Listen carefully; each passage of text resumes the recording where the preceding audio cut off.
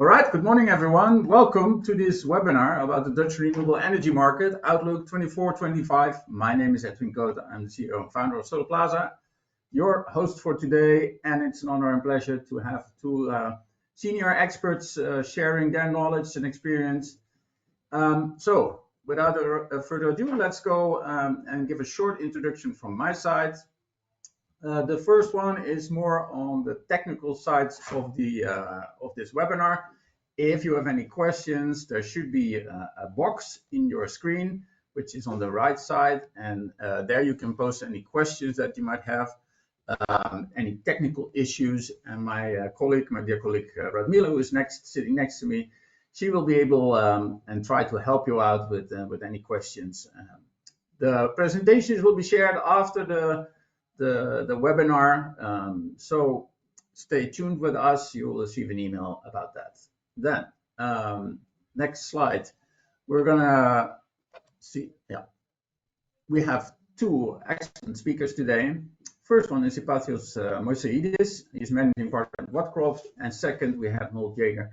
He's the head of policy and public affairs at Holland. So I will introduce them more extensively in a minute. We will have room for questions, general questions, Q&A with the speakers after the presentations, which will take about 25 to 30 minutes. All right. Next that I want to share is, I think, a little update about Solarplaza. As most of you might know, we're a company founded in 2004. We're based in Rotterdam. And we're going to celebrate in 2 weeks our 250th event in Spain. Been to more than 51 countries, network of 60,000 people. And our purpose is to share knowledge and network through our platform. What is important to know for you, and that's one of the reasons that we have Ypatios showing up today, that his company worked out and published a report about the Dutch market. This report is available, and for you we have a special webinar discount code to buy this and purchase this report. It's an Outlook report and gives a very nice background of what happens and what is happening in the Dutch market right now. So you can, with your QR code, but you can see that in the slides afterwards as well. So don't rush now. But you can buy this report through our platform. Okay, and then let's see who we have in the room here today. So, and that is not only interesting for our speakers to get a little bit more background on who's joining this webinar, it's also interesting for you to see who else is joining this webinar. And of course, it's interesting for us. So we'll have two questions prepared for you, in which you can actively participate in this question. It's a Slido question, and the first one is, we want to learn a little bit more about your background, the background of your organization. So you can make a vote. Are you in project development or contract or EPC? Maybe your background is in finance. The organization is working in banking or investment.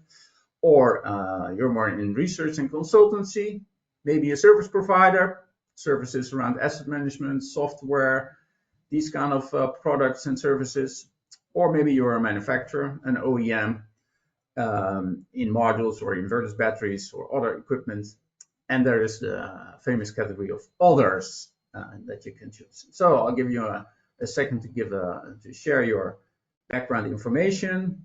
Make your votes. Maybe you're very used to do voting from the Song Festival, but that is already a week ago. I think we have quite some people participating. Good to see. Most of you are in project development or in contracting, EPC work, some research and consultancy, service provider. Most of you seem to be in project development, and I can guess why. Because you want to have more insight on what's happening in the Dutch market and see market potential, market developments. All right, thank you. Good. Do we have enough votes? I think we have. You can still make your votes, but let's go to the next question. Also to get a little bit more insight on your background and your interest. And it's also very interesting for the speakers to make a bridge in their presentation, like what is the topic most on your mind when you think about the Dutch market right now? So you can put here like the question that you have. Please try to do it in a one word or two word thing, so that maybe the speakers can relate to that in their presentation. Congestion, congestion, congestion. Yes, of course. Key topic relates to more topics, of course, like BES and other things, but it's a very dominant word to see. And related to congestion is, of course, TENET. And congestion will lead to a slowdown or growth.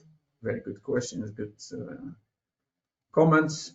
Imbalance versus congestion, EMS, energy management system, grid access, also congestion. So it's a big word, is congestion. Grid fees, yeah, it is congested around the word of congestion. Well, very interesting, good. Thank you for your participation in this one. Interesting for the speakers also to know. So if we go to the, I think the introduction of the first speaker, and that is Ypatios Moysiadis. He is managing partner at Wattcrop. Ypatios, are you there? Can you turn on your camera and join us? Then hello, can you hear me? Yes. Yes, I can hear you perfectly well. Good morning to you. Good morning. You're joining Good from morning the to UK, everyone right? who's yeah, I'm joining from London. Yeah. Cool. Ypatios, yeah, maybe some people might wonder, like, okay, he sounds maybe more Greek, which is the case, right? You have a Greek background, but based in London, and publisher of a Dutch market report. That's an interesting combination. So, can you explain a little bit more of what Wattcrop is doing and how you came to publish this report about the Dutch market? Sure. So, Wattcrop is an award-winning renewable energy company. We started as a pure development platform, and we have now transformed ourselves into a technical service provider, TA advisor, asset owner, and soon we will be able also have some EPC capabilities. We're established across 3 European markets at the moment, but we also have a big research background. I myself, I'm involved in academic activities in various universities across Europe, but also when, to make it more specific, when we, into 2021, when we created a JV with Macquarie Green Investment Group at the time, we published a big report on the Greek energy market outlook. Since then, that had various iterations. It had a big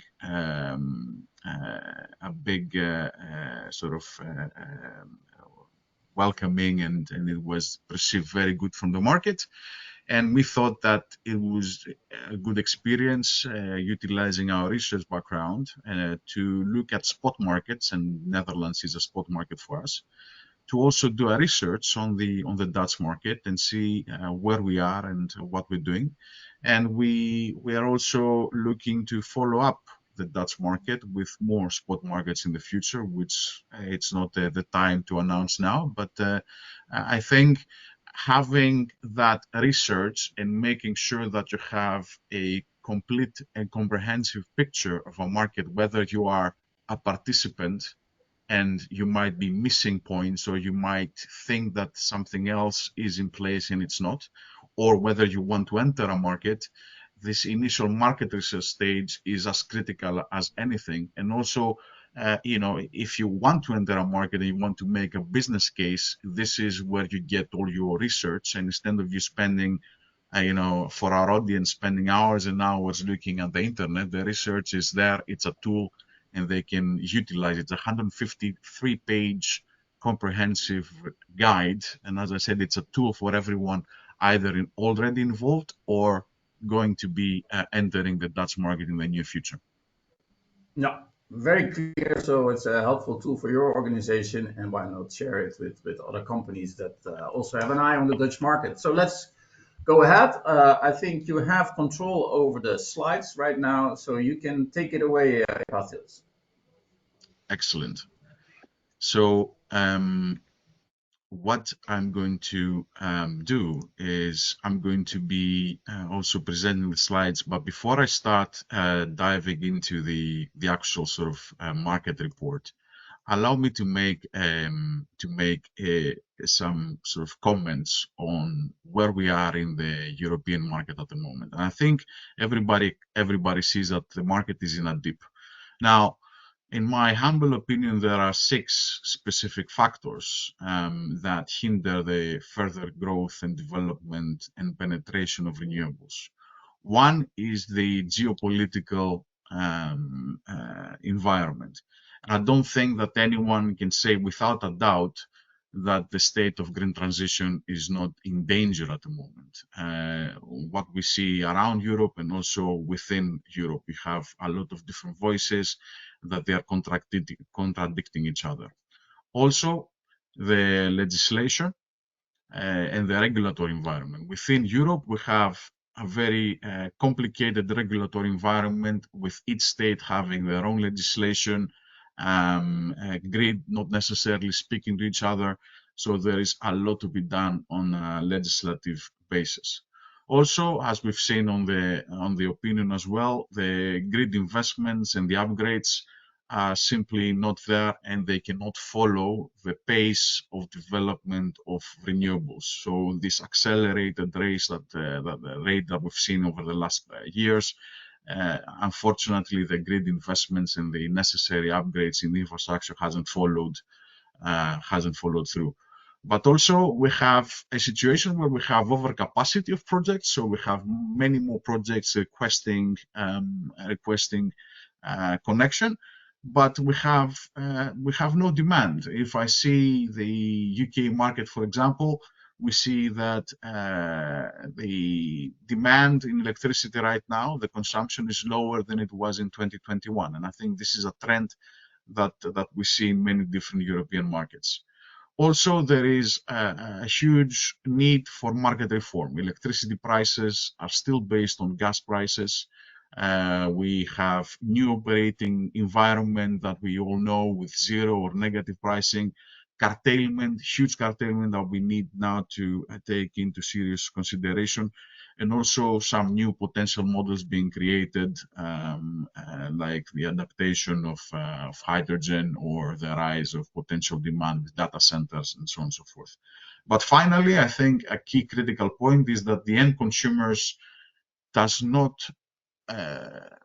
seen the benefit of this transition and the low green prices, or at least this is the perception. So I think we're losing the hearts and minds of the consumer. Maybe because it's misinformation, maybe because of ignorance. They are not associating the high energy and electricity prices with volatility of the gas market, but they say, oh, I had gas or coal, now I have solar and wind, and my energy price is higher. So this is something serious that we need to see and look. Now, if I go back and start sort of diving into the report, what I will do is I will give you a very quick run through, but obviously you can appreciate that we cannot put 153 pages of information into a 15-minute presentation. So I will try to do a run-up of key issues that we have and key findings that we have in the report. So let me just go to the next page here. Excellent. So as you can appreciate, the Netherlands is a very strong and stable economy. If you compare it to the EU27, the GDP is significantly higher than the European average. But also the Netherlands is energy hungry. It consumes about 17% more than the average EU country.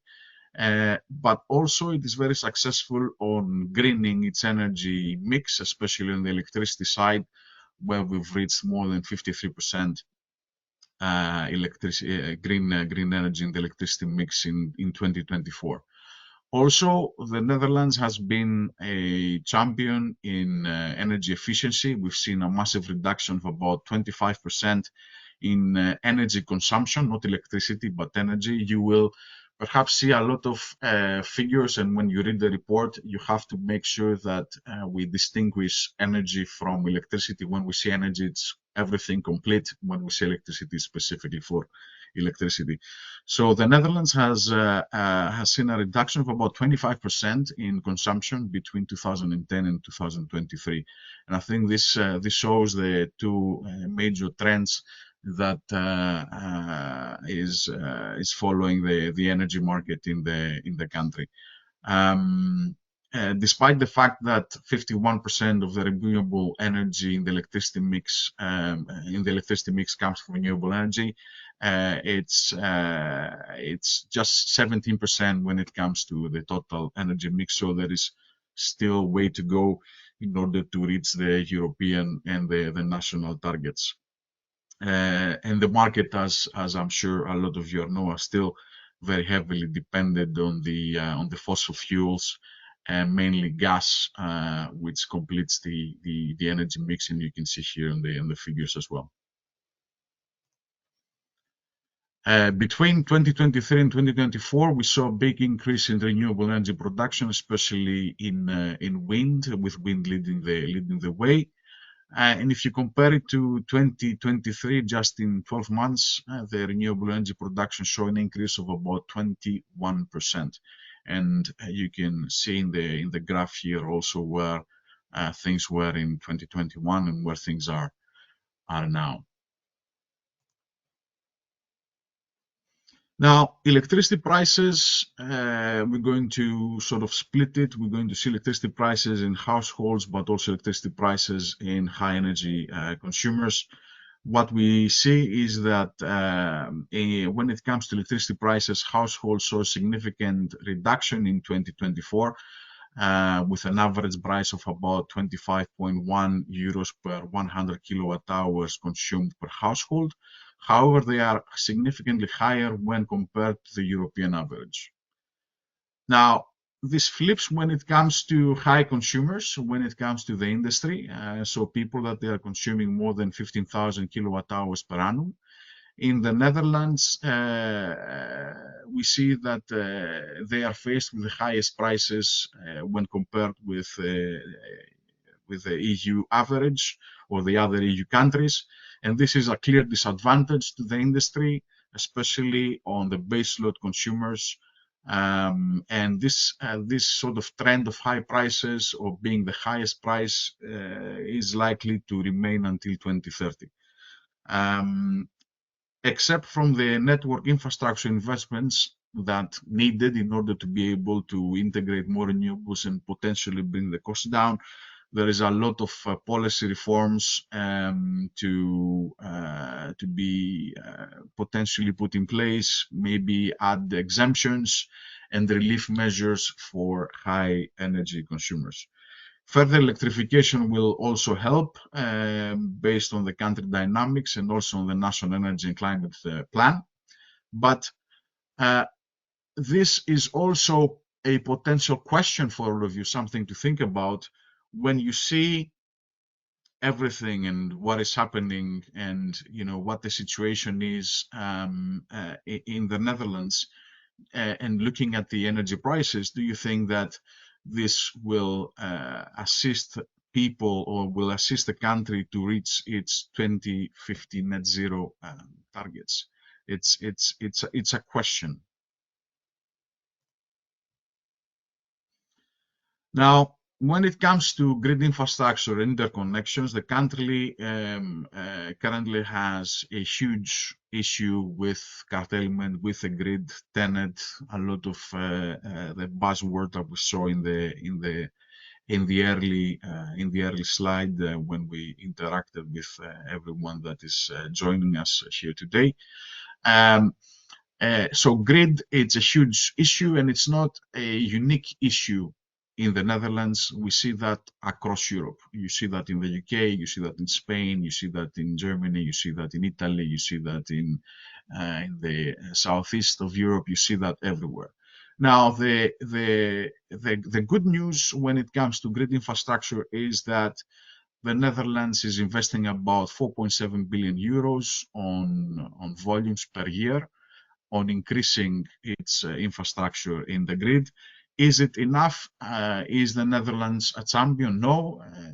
The first sort of countries is Germany on grid investments, but it's significantly higher comparing to other European countries. Also, it is good to mention that the Netherlands has become a net electricity exporter, especially in the recent years, but remains a net energy importer. So you export electricity, but we in the Netherlands, the system imports energy and is heavily dependent on natural gas and crude oil.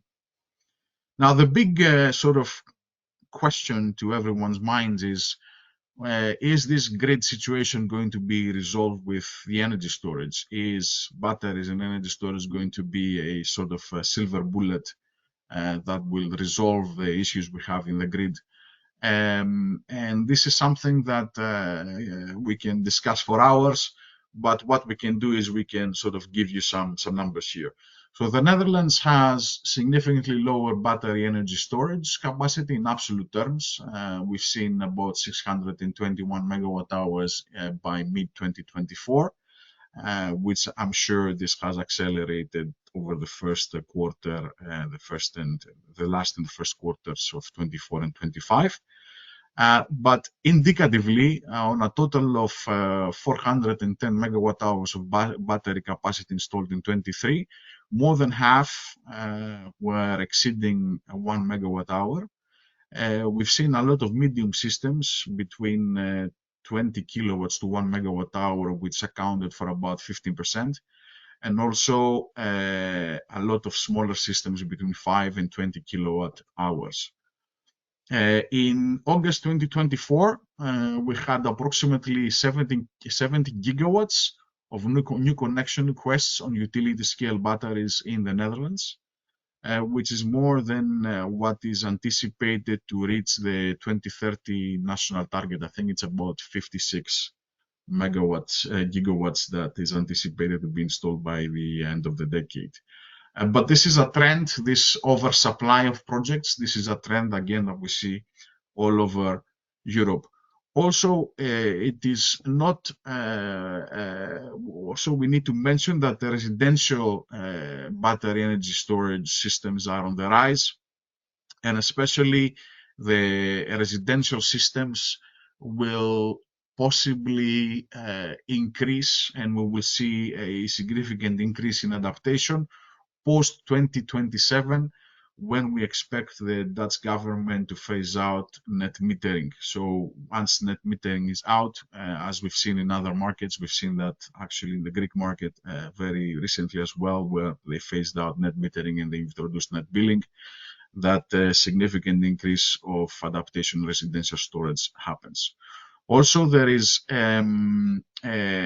forecasted capacity, very good for EPCs and battery manufacturers, that the installed capacity in BESS is forecasted to reach 10.1 gigawatt hours by end of 2026.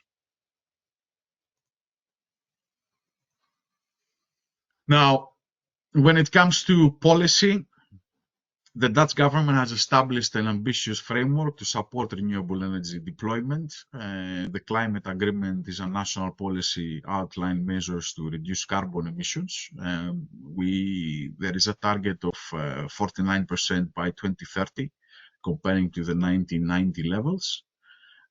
Also, the government has put forward some renewable energy subsidies to bolster the renewable energy penetration as the SDE++. However, we feel that there is more policies, especially on introducing flexibility and introducing zoning when it comes to pricing, that is needed there, and also policies in order to accelerate further adaptation of renewables and making it easy on the licensing aspect, so minimizing, if you would like, the licensing time between project start and the project being ready to build. Also, when it comes to power purchase agreements, the deal flow in general in Europe saw a reduction, and this is on disclosed contracts. We've seen a reduction of about 11.1% between 2023 and 2024 in the EU. In the Netherlands, we had just in 24, we just had 0.39 gigawatts, so 390 megawatts in disclosed contracted volumes in PPAs. However, despite the small volume, the year-on-year growth in deal count appears to be excellent. In 2023, a total of 272 PPAs were signed, which was an increase of about 65% comparing to 22. While, and as you expect, while the volumes are, not significant, the number of deals is significant, and it shows the trend. And the key development for PPAs and for PPAs to be competitive, as we've seen and in other markets and expected, is the further penetration of energy storage. The lack of energy storage infrastructure contributes to the price volatility in the PPA market by limiting the ability to store excess renewable generation and dispatch it when necessary. And that creates a higher cost on the PPAs, and because of the balancing that is needed, especially on congested time where you have high production of renewable energy, but also high percentage of congestion in the grid. Now, we've seen something which is quite significant. I'm sure that most of you are aware that the Netherlands is sort of a champion in the charging point and the adaptation of e-mobility. The Netherlands was the sixth largest electric vehicle market in Europe in 2023. We've seen about 43% of total new car sales in the country in 23 being electric. And this figure even surpasses China, but it is quite intriguing to see the 2025 figures maybe in a couple of years when they are published. You can see that the Netherlands has the most charging points in the EU, and this is a strong collaboration between availability of public charging infrastructure and public vehicle adaptation. Countries with most extensive charging networks, as Germany, the Netherlands, France, and Belgium, rank, of course, among the top markets in EV sales within the EU. Now, the Netherlands is set to play a leading role in this sort of global shift. This doesn't seem to change. There is a clear target on banning internal combustion engines vehicles by 2030. We will see whether this policy is under review, maybe with some of the geopolitical issues that we've mentioned before, but it remains to be seen. But also, I would like sort of to set a question here for you.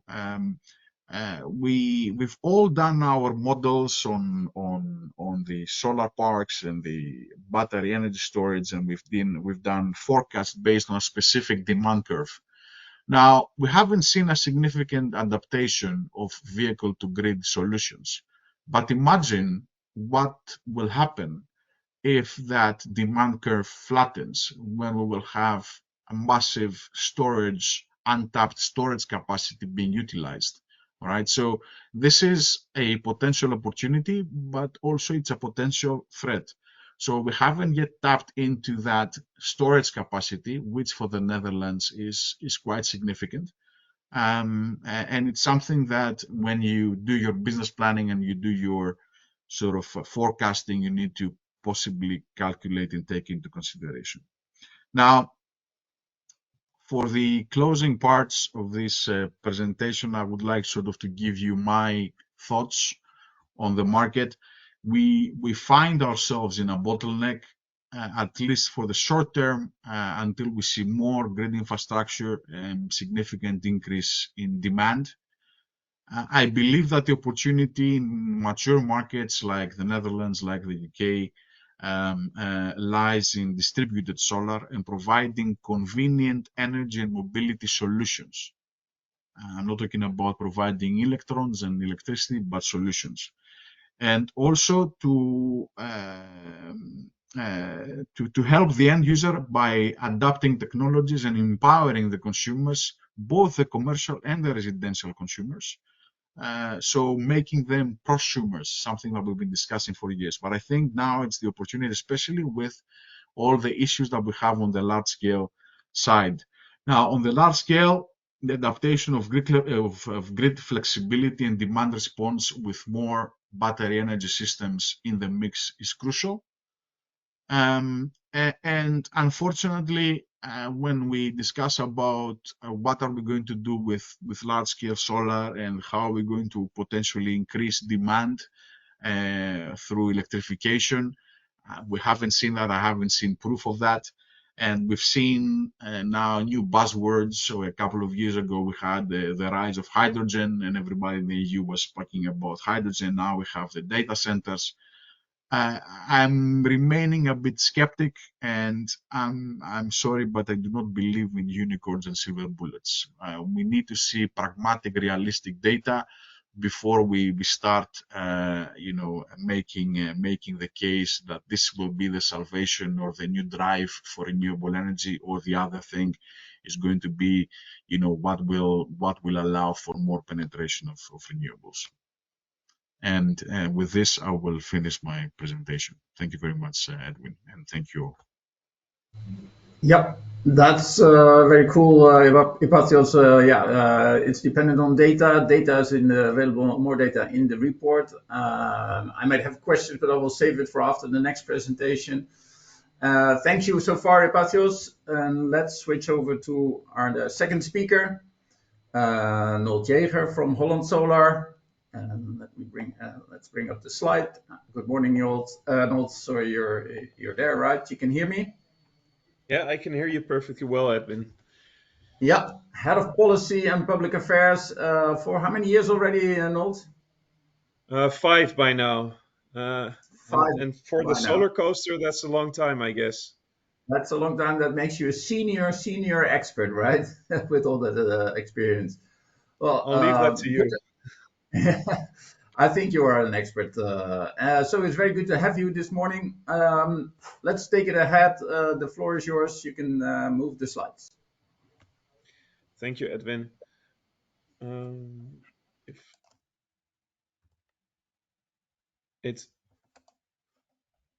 I'm pressing the slides.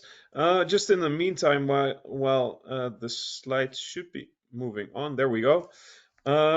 My name is Nold Jaeger. I work for the Dutch Solar Energy Industry Association. And as Edwin said, I am responsible for everything we do in terms of lobbying towards the government. And I think this is a very good moment also to thank Edwin and Ypatios for making this very comprehensive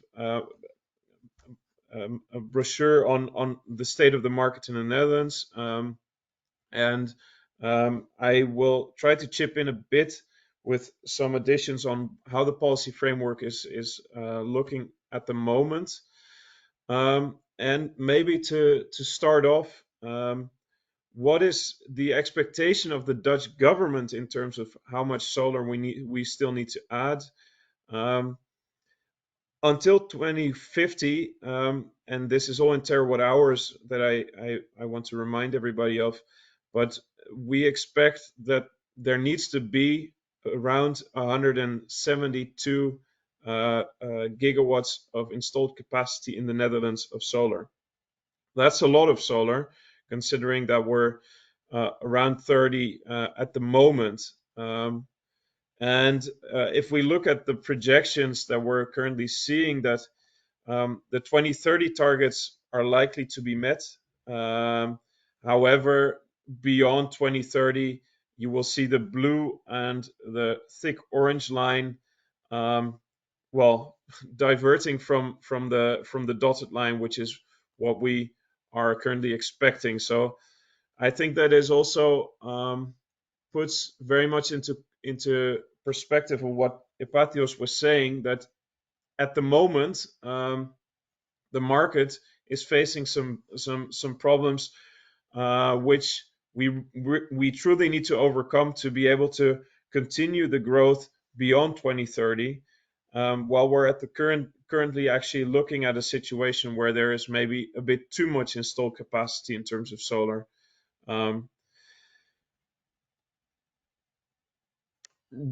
Seeing this, I mean, we would need to add on top of what we are currently expecting till 2050, almost above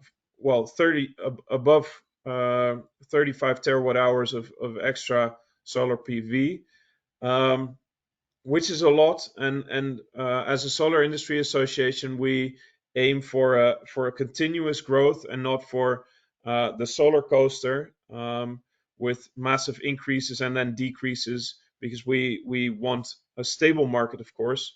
And that's why the target that we as an association are focusing on is around 3.6 terawatt hours of total output in the Netherlands. And I'll come back to why I'm using terawatt hours instead of installed capacity in gigawatt peaks in a minute.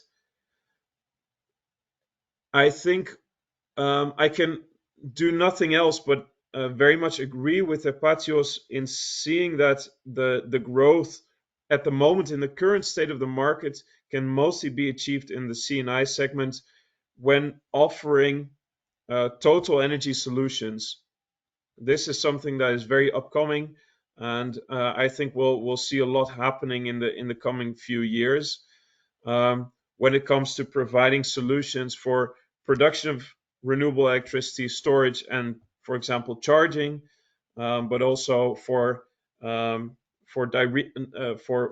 production of electricity storage and then production of heat in smaller, more flexible industrial processing plants, as we're seeing that baseload electricity users face very difficult business cases simply because the cost of electricity in the Netherlands for these industrial off-takers are simply very high. Specifically, I thought, given the audience, I would skip the residential segment and head into the commercial and industrial segment and the current challenges and, well, solutions that we're seeing at the moment. Maybe it's good to remark, however, that the industrial segment in the Netherlands is very large compared to many other European markets. And it's, in that sense, also very hard to control market developments in that segment, because we are seeing that homeowners simply install solar panels, and that's a very good thing, but it also has an effect on the broader wholesale market for solar PV. And that's a lot harder to control rather than professional or players in the market that, of course, are looking for opportunities in terms of PPAs and other ways to get their business case to go to stay afloat. And in that sense, well, what we're seeing now, a decrease in mainly the residential market, is related to the phase out of the net metering scheme by 2027, as was already mentioned. Maybe then towards the commercial and industrial segment, market saturation is one of the problems that we're currently facing, because the prices for electricity and the total overplanting that we've done results in in the Netherlands, in terms of solar PV related negative hours, is the largest in Europe. And that's simply because we have almost 30 gigawatts installed capacity, while the demand during an average day in the Netherlands fluctuates between 12 and 16 gigawatt hours. So it's not difficult to do the math there, that when there is a good amount of sunshine, all the electricity in the Netherlands is provided through solar PV. Moreover, a large number of, especially the very large roofs in the Netherlands, have been covered with solar PV, and we're now seeing that a majority of the roofs that still have spatial potential face a lot of construction problems and discussions with insurance companies on fire safety. And this all leads to higher investment costs, while the income generated by the plants is of course decreasing because of the number of negative prices. In terms of what we're doing right now is that we're trying to adjust the SDE++, which is the main subsidy scheme in the Netherlands for everything that has to do with the reduction of CO2. So it's a subsidy scheme that's not only for solar PV or wind, but also for geothermal, CCS, and so on, with the exception of storage. So that is not included in the SDE++ scheme. And what we're doing right now is trying to adjust the subsidy levels also towards funding the extra costs related to, for example, construction limitations. Moreover, we're seeing increasing demand on making it easier to create integrated systems in terms of, for example, renewable fuel tokens, which are traded in the Netherlands, an equivalent of what the ETS scheme in Europe is doing, but then for the mobility industry. And we are expecting a lot from the European Performance of Buildings Directive, EPBD, which is going to enforce a number of types of configurations of roofs that need to be fully covered with solar PV, which in our opinion will really give a boost again to the market, which is slumping down a bit, as you can see in the graph. And then maybe finally, the Dutch government has cancelled a potential subsidy scheme for solar carports, but they are seriously considering a mandate for solar carports, similar to what is happening in France. For the utility scale solar parks, I think what is good to take into account for those who are not active in the Dutch market yet, that there is the Netherlands is a very densely populated country, which puts a limitation on especially the size, but also the locations of utility scale solar parks. This has the average solar park in the Netherlands is 10 megawatts. So that is, I think, quite different from many other European countries, which have a bit more space to install larger solar parks. That, in addition to the government having set new rules on what they call the order of preference for solar parks, with them not being allowed to be installed on nature and highly being discouraged from being installed on agricultural land, makes it difficult to find locations for solar parks. Consequently, a lot of municipalities have introduced bidding systems for preset locations, and those municipalities in return require local participation, which means local energy cooperatives that need to participate financially and in terms of management of the solar parks, and demands on ecology. We do see something new, which relatively speaking, in the European context is not new, but copper theft has been an issue for the past year now, which is relatively new. And then I think again the large number of negative prices and business models make this a difficult segment to operate in. Nevertheless, I think that because of the spatial constraints that the Netherlands has, we are seeing that a lot of new opportunities are also coming up in terms of Agri-PV, and there is work on an offshore solar program. And I think Agri-PV is something that draws a lot of attention also from the agricultural industry in the Netherlands, because they have a very structural policy problems as well in terms of nitrogen as being produced by them. I think when it comes to the congestion management and co-located batteries, that is something that is very upcoming, and I'll dive into that as well in a minute. But maybe to say here that in addition to Agri-PV and offshore solar, the third opportunity that we're seeing is installing solar parks in close collaboration with industrial or SME offtakers that use it for either mobility or for heat, because grid congestion is not only an issue for producers but also for offtakers, and I'll dive into that a bit more in a second.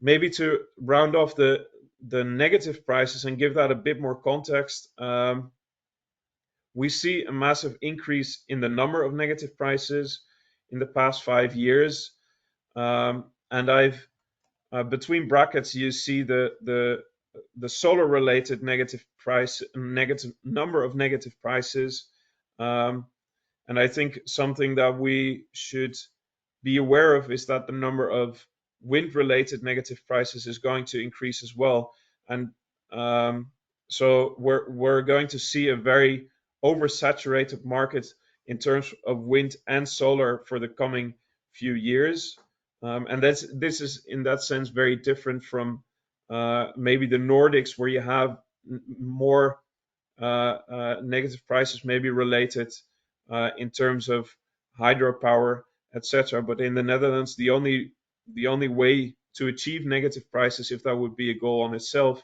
is through wind and solar, because those are the only viable renewable energy options that we currently have.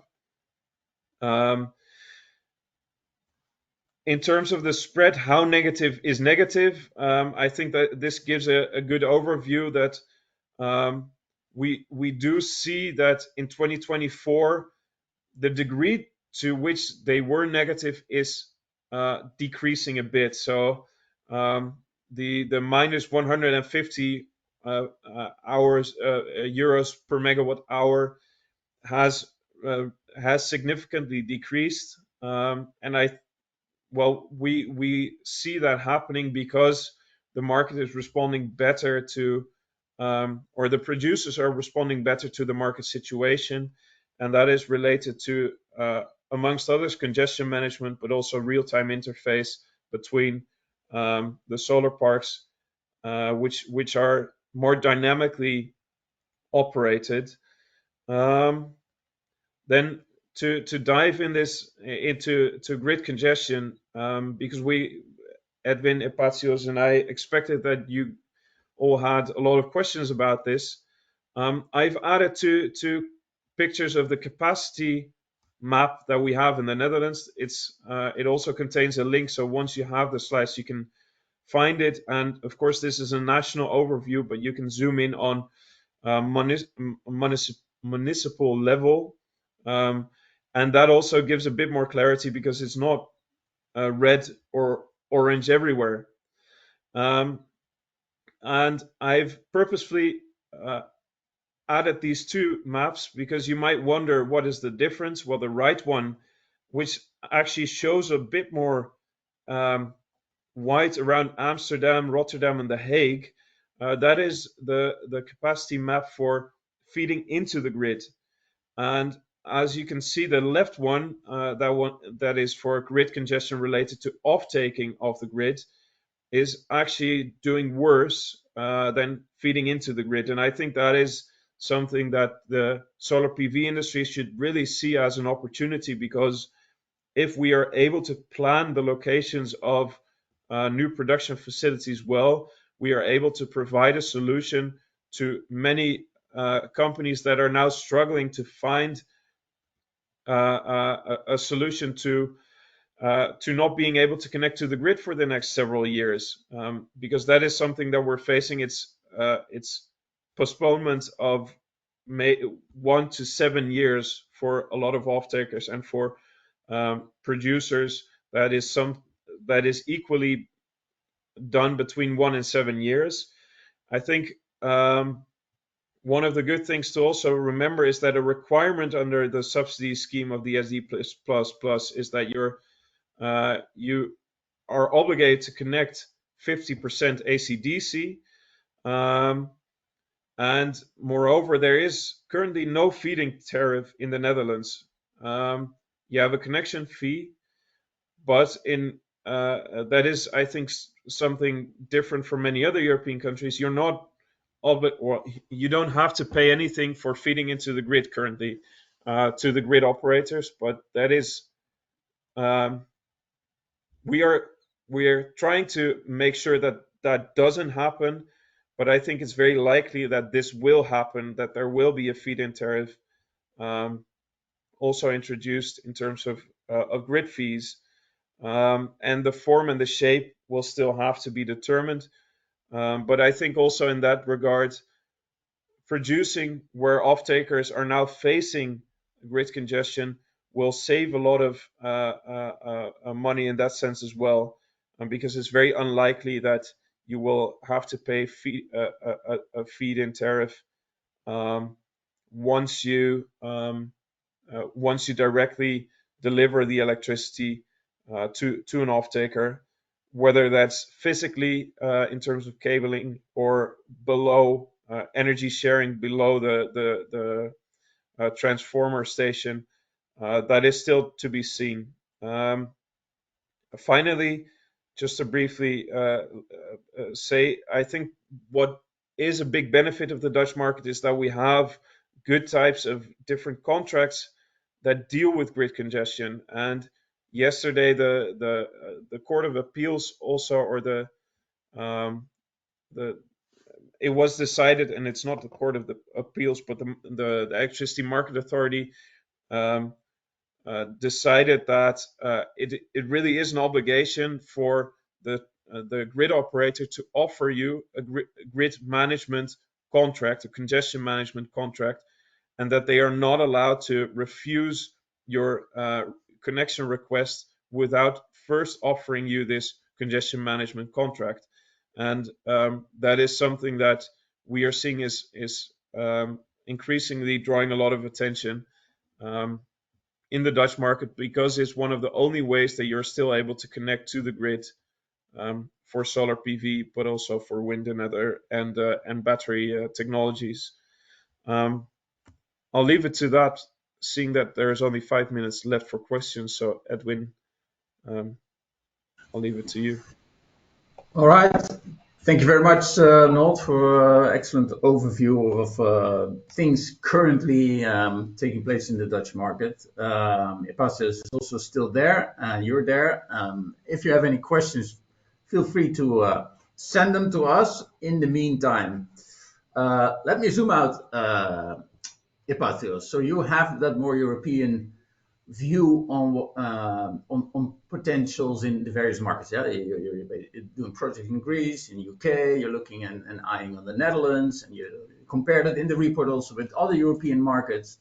Hearing what Nold said and what you have investigated, is the Netherlands still an interesting market? Because there is some challenges, right? But maybe the challenges are less severe than in other markets. How would you view, as an outsider, as a developer, the opportunities in the Netherlands? I don't think that there is something which is unique in the Netherlands as a market for the renewables. All the challenges and everything else that Nold has expressed, we see that in more mature, countries when it comes to energy in Europe. I would argue that in the UK we have a very similar issues and problems. Maybe without the land constraints per se, due to the size, but still very significant issues.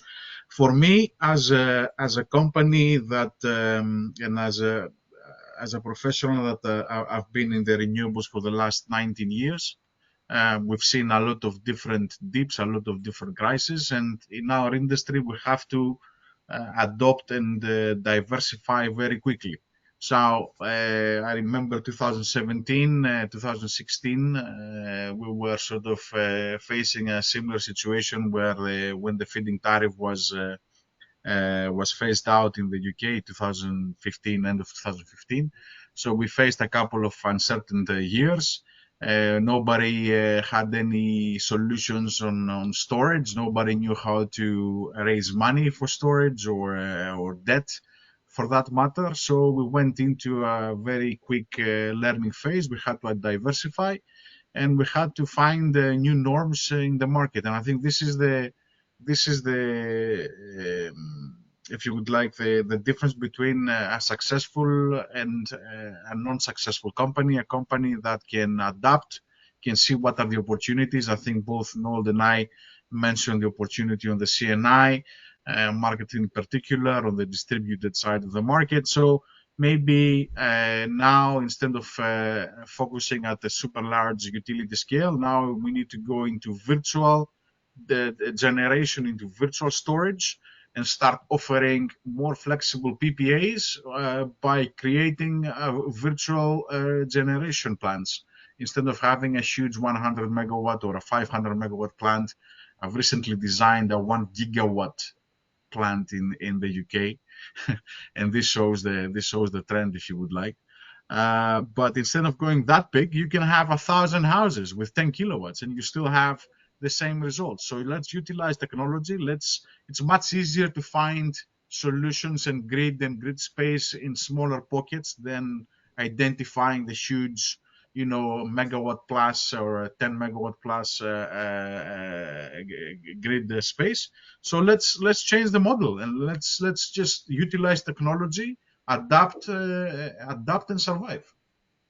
All right.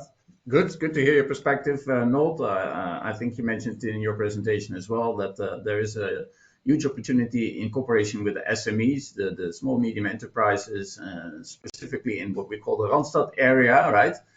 And on the first sight and looking hindsight, it was like, okay, let's build on land, utility scale. That's the easiest way to go. But if you look on the market right now, it might be more easy to develop, as Ypatios said, more smaller scale and multiple projects with SMEs than to do utility scale. So looking at the grid congestion issues, the local permitting, and all of that, right? So the future is more on the CNI space. Yeah, I think in terms of ease of doing business, absolutely. I think it's also good to remark that, for example, CNI in the Netherlands is permit free, so you don't need a permit to place 1,000 solar panels on a roof, and that becomes a lot more difficult if you need to go through municipalities which have the idea that they want a small modular reactor instead of a solar PV park. And I think additionally, we do see there is still the Netherlands is going to make its climate target for 2030 because of solar, and the massive increase, and that is mainly due to the large number of utility parks. So I don't want to write them off as a segment that isn't valuable or hasn't, but it needs to be different. And I think Ypatios is saying that very, very rightfully so. We need to adapt to survive, and that means that we need to offer something else than only feeding electricity into a grid and then seeing wherever that electricity may land. We need to go to the consumer of that electricity and provide a whole solution, because that is also what we are seeing right now, that there is still utility scale projects that are being built, but they are being built and promoted by municipalities because there is a local SME that has said, I cannot move forward and I'm going to have to fire these people that work here and live in this community because there is grid congestion, but we found a solution and we'll build a small solar park nearby so that we do have the availability of this electricity so that we can not only keep these people working here, but also increase the number of people working here. And I think that is also one of the main magical powers that solar PV has. We can place it anywhere. We just need to change the way that we think about the location of where we're doing this. Yeah, I think very important conclusion. Very nice, Nold. Good to hear your perspective. There's a question coming in. What is Holland Solar's position on grid cost, and are you lobbying already for it? Any results maybe so far? Nold, do you have anything to say on that question? Yeah. So the grid costs. There's been a recent study in the Netherlands that the grid needs to be expanded, and obviously because we're going to use 2.5 to 3.5 times more electricity that we're doing right now, and the cost will approximately be around 200 billion euros. It's a massive amount of money, and it's, I think, most importantly for our industry, it's decreasing the appetite of people to do anything about the energy transition because they're seeing an increase in the electricity bill. So yes, as Holland Solar, we're doing something about this. We're promoting with members of parliament and a more spreading out, and the government taking some risk in de-risking the grid operators and their investments, because we don't want the full bill to come at time right now in the next 10 years, while these infrastructure projects will have to last for 40-50 years. So spread out the costs is one of the things. And the other thing is that in terms of the way that grid fees are currently being paid only by off-takers, that also needs to change to a more sustainable model, because in the Netherlands we have a fixed grid fee for everybody in terms of residential systems, and then for the larger off-takers it's counterproductive in terms of flexibility, because you need to pay a grid fee related to the biggest offtake that you did at one moment during the month. And obviously we want people to actually start off-taking on moments of high supply.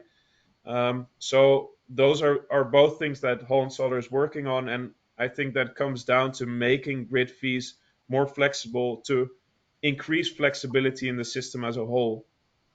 Yeah. Good. We're running a little bit over time. I want to do quickly two more questions and then round it off. Maybe first for you, Ypatios, in the report you also looked at the potential for storage in the Netherlands, right? How do you see it? Yeah, there is a dedicated chapter on the Netherlands in the storage in the Netherlands in the Dutch market in the Netherlands. It is in comparison with more mature markets like the UK, it's a late adapter. But I think this is also creating an opportunity. First of all, the market can identify very easily what works and what doesn't work in other markets, and adapt the necessary policy and framework changes that is needed for acceleration of battery energy storage adaptation. There is still a huge deployment needs, and we've seen this sort of 70 plus gigawatts of connection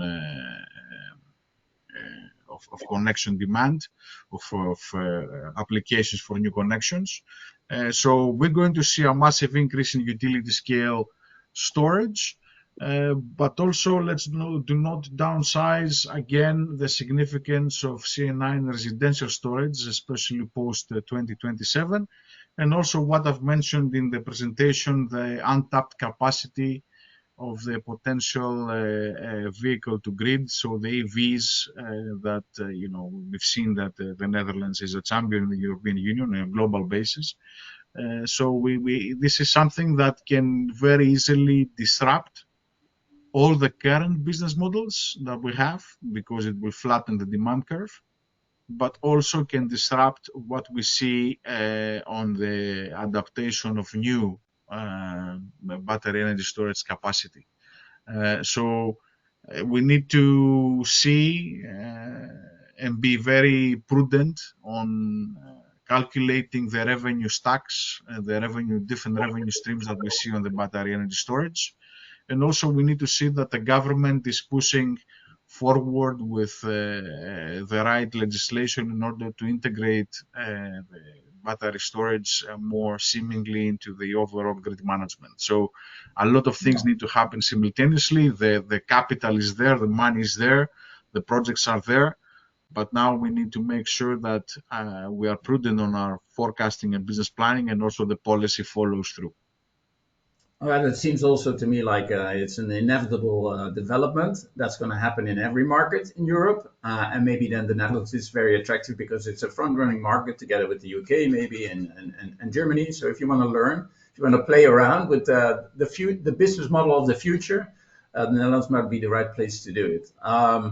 Good. Last question for you, Nold. What impact might the slowdown in have for the PV industry in the Netherlands? Because there is, in terms of gigawatts per year installed new capacity, there is kind of a stable situation, maybe even a slowdown, even a decrease. What impact will that have on our position of many stakeholders in the Dutch market? Well, I mean, it's obviously very difficult because companies are simply dropping out of the market because they're going bankrupt right now because of the slowdown, and that is something that we're mainly seeing in the residential market at the moment. Because I think in the CNI and utility scale parts of the market, you see that many companies have either expanded their business in terms of offering more services rather than only development or EPC. And I think a lot of companies have eyed other markets in the Netherlands as well. So we're seeing that the biggest developers in the Netherlands are looking at what can I do in the German or the East European markets, because their expertise is in our opinion very useful, because they're used to very difficult situations to develop in, with close populations living nearby, finding local participation, and that is something that they can obviously put onto market in a lot of other European countries as well. But I think down the road it's very difficult, because it makes our industry less big, and that also decreases our influence in The Hague when it comes down to discussions we have with the government, because the faith that people had in solar PV is decreasing a bit. We've always been underestimated, and finally, when they started estimating us rightly, we're kind of slumping back down, and I think that is something that we really need to get over and start offering something new. Yeah, well, I think the word flexibility comes up in my mind. If you think about what is happening, what is necessary in the with respect to the grid and the congestion, we also need it as an industry. You need to be flexible, adapt to new situation, and diversify, as Ypatios said in the earlier stage, as you reflected right now, diversify in geopolitical areas, cross-border, go into other markets, but within the Netherlands, it's no longer just a monoculture of build more PV. It has to come with battery storage, has to come with energy management. It needs to be a total energy solution. So that will, I think, transform, or is the required transformation of all the stakeholders in the Dutch market. It's no longer a monoculture, just develop PV and you're out. That is no growth model for industry stakeholders anymore. Good. Unfortunately, well, yeah, we could talk for many more minutes and maybe even an hour, fill an hour, but we're not going to do that. Let me point out that on the 17th of June, we'll have our Dutch conference, yearly conference. So I think it's already a 16th edition or so. Nice gathering of all the high-level stakeholders that have operations in the Dutch market in Amersfoort, 17th of June. You can find more information on the website. And of course, if you are interested in the report, you can find the QR code for more information or on our platform when you receive the slides. I would like to thank you very much, Ypatios and Nold, for your very valuable contributions to this informative webinar. I would like to thank all the participants for joining in. My colleague Rodmilo sitting next to me, making everything technically possible today. And I hope to see you in Amersfoort in June. Thank you very much.